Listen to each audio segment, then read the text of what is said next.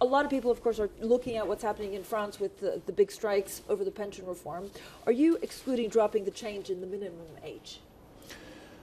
Yes, I think that we put on the table with President Macron and Prime Minister Borne a fair reform, which is a necessity for France. Everybody can understand that there are some oppositions. We are a democracy, so we fully recognize the rights of everybody to oppose the reform. But we also strongly believe that this reform is a necessity for France. It's the best way of protecting our pension system. It's the best way of ensuring more prosperity for the French people.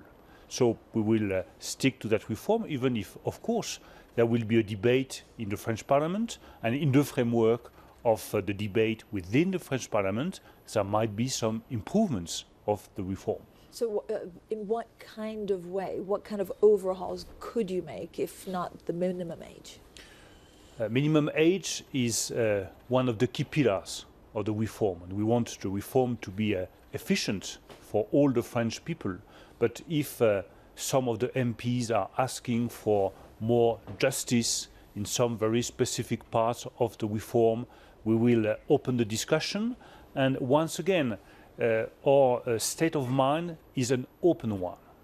Minister, talk to me about how much France is losing because of the strikes economically. How much are they costing? I don't think that strikes do have a very important economic impact on the economy, the French economy. The French economy is doing well. We have a pretty strong level of growth.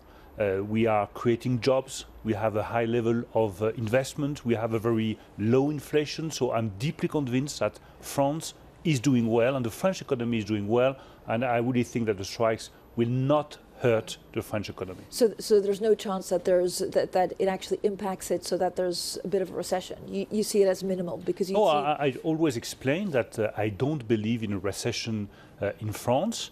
I think that with President Macron we have taken the right decisions to fight inflation, and once again we have a very low level of inflation.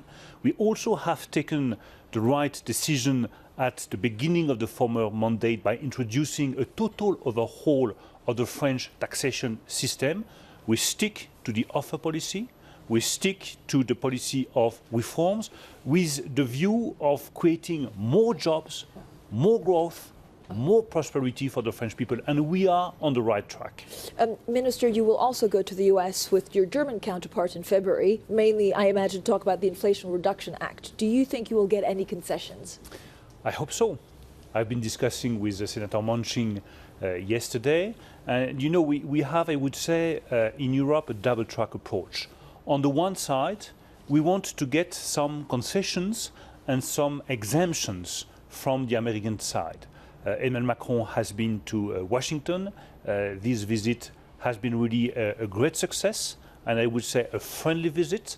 So we are expecting some concessions from our American friends. But there is also another way, which is to put in place a kind of European inflation reduction act. Should we? Yes. Yeah. And the question is, where do we want to put the money? Where do we want to put the European money? Do we want to put the European money in buying foreign goods, foreign devices, foreign electric car batteries? Or do we want to put the European money in investing in those strategic devices, electric car batteries, hydrogen, solar panels, chips? On all those goods, there is a need for more investment, and there is a need also for acting in a quicker way, because time is of the essence. We need to be more independent. But, Minister, do you think there's enough appetite for European leaders to come together and do exactly what you laid out? I think so.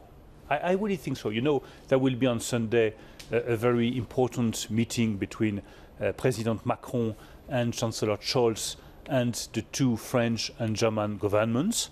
And we are working on this idea of a new European industrial policy. And with Robert Habeck, we made some very strong proposals for this new European policy, which must be more efficient, with the view of being more independent on those strategic assets.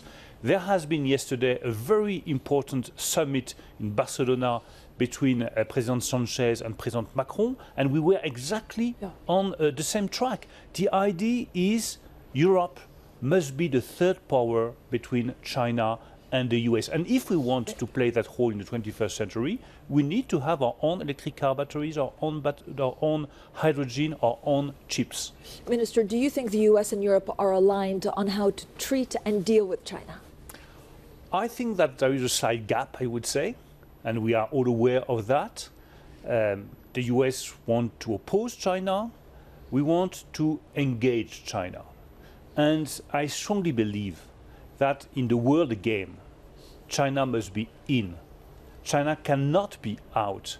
Let's have a look at the reality. Everybody is speaking about the tensions, the oppositions between the US and China, and the determination of the US to decouple from China. But the reality is that the level of trade between China and the US has never been so high. So between the statements and the reality, there is a gap. And let's have a look at our own interest. Our own interest, if we want to be efficient and successful in the fight against climate change, is to have China on board. If we want to build prosperity and have more trade, our own interest for both the US and Europe is to have China on board. We want China to obey by the same rules, to obey by intellectual property, to open its market. But the best way to reach that goal is more to engage China than to oppose China. Minister, very quickly, a final question on the UK.